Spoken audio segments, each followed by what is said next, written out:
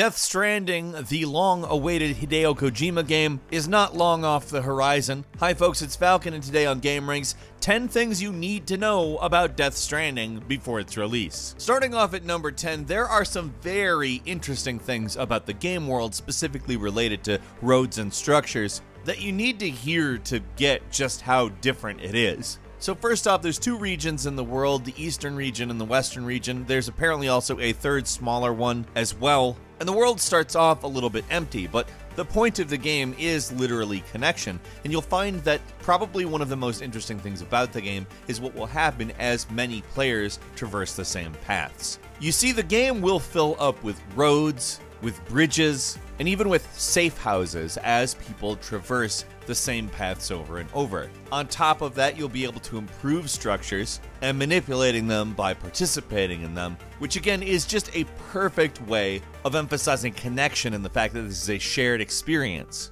Moving on to number 9, Hideo Kojima has specifically said that this is not a stealth game. He's also said it is not a shooter specifically, and he calls it a totally brand new genre called an action game / strand game. And I'm gonna go ahead and say, I don't have a doubt in my mind that he's cooked up something that's actually genuinely new, but I'm willing to bet we're not going to call the genre strand games. Still, I'm extremely excited to find out exactly what this means. Because regardless of the name, I think that stuff like what we just mentioned in the point about roads and safe houses and bridges and all that has the potential to really sort of connect a player to the game world, in that there's an asynchronous multiplayer element to the game that specifically binds you to not only the world but other players in it. Now here's the thing, I don't think it's going to be possible to really tell the extent of this until we're all actually playing it and all of these things he's cooked up actually start to play out. But to say the very least, we should expect that other players in some way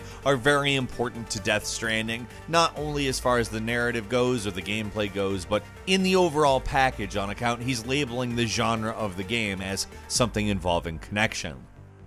Moving on to number 8, we do have some information about what exactly these asynchronous multiplayer things will be. Now again, until we actually see how this stuff plays out, it needs to be stressed that an explanation is not enough, but the multiplayer is a little bit Dark Souls sounding. I'll quote some promotional materials. Help other travelers without ever crossing paths via asynchronous online gameplay. Send supplies, share safe houses, and walk in the footsteps of fellow couriers to reunite civilization. It's important to note that you'll never actually encounter another person in this game, but the effects of other people will be felt. Now, apparently this asynchronous multiplayer doesn't require a PlayStation Plus subscription, or at least to some extent it doesn't. The asynchronous multiplayer is apparently just a part of the main game, and multiple listings for the game note that it does not require a PlayStation Plus subscription, so it's reasonable to assume the main game's features and the asynchronous multiplayer aspects seem to just be included in the package. Which is great, it's nice to pay for a game and just get the game, isn't it? Coming in at number 7, the combat is very interesting sounding. When you kill an enemy, there is actually further consequences than just they're gone. If you end up dying yourself, you end up in a quote-unquote upside down dimension, and apparently there are aftershocks of your enemies there. What exactly that means, I don't know, but you're incentivized to do non-lethal takeouts if possible. What else is cool is you can hijack vehicles like with Grand Theft Auto. They can be utilized in combat with a little bit of ingenuity apparently, but a shock spear, which is a type of weapon, obviously, can actually shut the vehicle down immediately. One of the things you'll be fighting is called a beached thing, which is not a particularly official sounding name. However, they are quote-unquote stranded and look to devour the living. They will also drag you towards a mini-boss. This can result in you being eaten and a crater happening. Coming in at number 6, the story is not something that's going to be easily understandable. Kojima has made that very clear. It's taken years to explain the game to this point, and frankly, Kojima claims not to fully understand the game. So if you or I sit here and claim that we go ahead and fully understand what's going on with this thing, it's kind of silly. It's a no. We don't fully get it. And Kojima has gone as far to say that people will feel lost in this game. The reason for this is that the game doesn't actually provide an explanation at first, and that the story itself is not going to move ahead quickly. He also said there's going to be such a large amount of new terminology you have to learn that it's going to take a while to become fluent in the world itself, and that will accompany some understanding of what the game is. Apparently civilians live in underground, whether that be buried shelters or in entire constructed cities. The reason being it's too dangerous above ground, and that's really what your role is. You have to connect everybody as a delivery person. The president of Sony Interactive Entertainment, Shuhei Yoshida, says he's pretty convinced people will cry a lot during the game, which is interesting. You don't usually hear businessmen say that. Coming in at number 5, we do not have a definitive explanation as to how long this game is going to take to beat. It does seem very much like it is going to be a very long game, though, as Kojima's answer to the question, how long does it take to beat, is simply a lot of time. I mentioned Yoshida saying lots of people will cry. He said that after talking about his 10 hours with the game, and he also remarked that it felt like he hadn't actually even really gotten started. He thought this 10 hours was incredible and that the story was easily in the high tier of Netflix series quality, which, as you know, means pretty good. Netflix has some clunkers, but at the high end of it, they're really good, actually. So needless to say, between the narrative and the gameplay, I'm quite interested to see exactly how long it takes. But I'm expecting at least 40 hours, personally. I have a feeling it's going to be more, but the way that he's being vague, I don't want to, set myself up for disappointment. I don't know, it looks like a long game, and they've really done a good job of making it very mysterious. Moving on to number 4, apparently NPCs can die based on your actions. For instance, if you need to deliver medicine and fail to do it or do something wrong, it may very well end up being a death that you end up dealing with.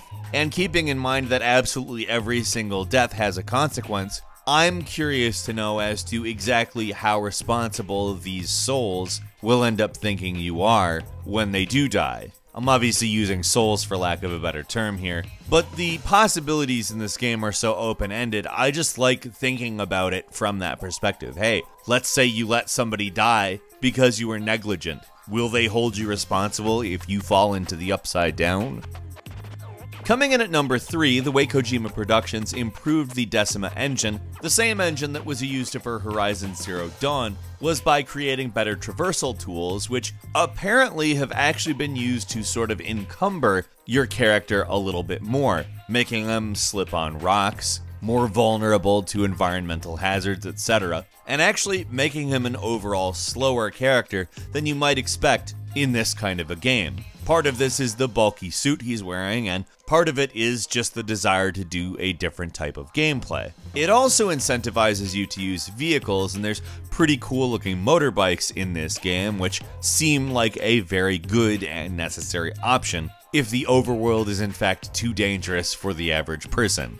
Coming in at number 2, there are a lot of characters in this game, and honestly there's some pretty big name talent involved. I'll go through some of them in a minute, but first I want to talk about Mads Mikkelsen's description of the directing style that Hideo Kojima brings. He's got an extensively mapped out storyline, and Mikkelsen said that the way that he maps it out is actually extremely useful for actors. It's something that some might interpret as possibly control freakish, but he actually found it very useful. Aside from Mads Mikkelsen, obviously Norman Reedus, who was going to be the lead in Silent Hills, is the lead here in Sam Bridges. Mads Mikkelsen plays Cliff, Lindsay Wagner, Amelie, Troy Baker plays Higgs. It's cool to see Troy Baker show up in this. Guillermo del Toro plays a character called Deadman, and Conan O'Brien, oddly enough, plays the Wandering MC. And yes, he is Conan O'Brien in every possible way.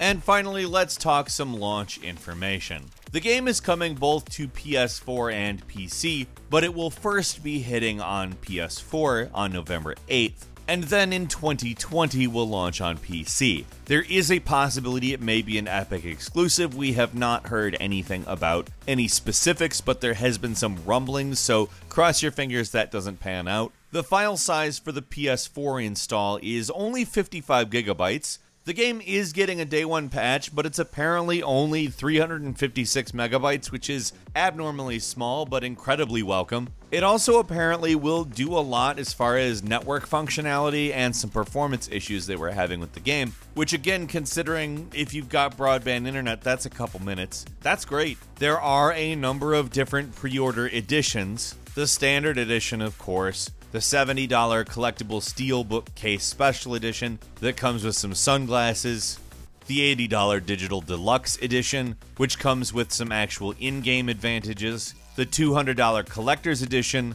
which comes with the Special Edition Steelbook, a keychain, a life-size pod statue, a cargo case, which is actually pretty cool looking, and apparently it's selling out very quickly, but there's also a limited edition PS4 you can get, which is also very cool looking. It's white with a black stripe in the middle and handprints on it. It's $400, it comes with a translucent yellow controller, but the truly big thing you can buy is a limited edition, only 500 made Sam Porter Bridges statue, which costs $3,600. Don't buy that. Just don't buy that. It's very realistic looking, it's very cool, but don't buy that. Buy the game, enjoy the game, and live your life. I mean, if you have so much extra money you want the statue, I'm not gonna like say you were wrong to buy it, but like, that's pretty wild for a statue. So what are you excited for most about Death Stranding? Leave us a comment, let us know what you think. And if you enjoyed this video, click like.